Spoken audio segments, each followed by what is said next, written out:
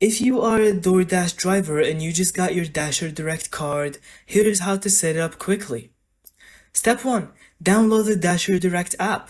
Go to the App Store or Google Play, search for DasherDirect by Payfare, and install it. This is where you'll activate and manage your card. Step 2. Log in with your DoorDash account. Use the same email and password you use for DoorDash. The app will automatically connect your Dasher profile. Step 3. Activate your card. Once logged in, tap Activate Card. Enter the 16-digit number on the front of your DasherDirect card, plus the expiration date and security code. Then, confirm your identity with the verification steps on screen. Step 4. Set up your PIN.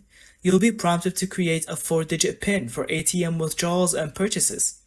Pick something secure but easy to remember. Step 5. Add money and start using it. DoorDash earnings will now deposit directly to your DasherDirect card, usually after every dash.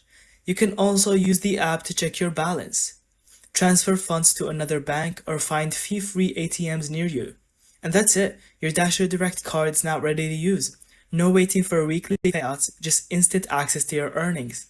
And thank you so much for watching. I hope you found this video helpful. And don't forget to leave us your thoughts in the comments.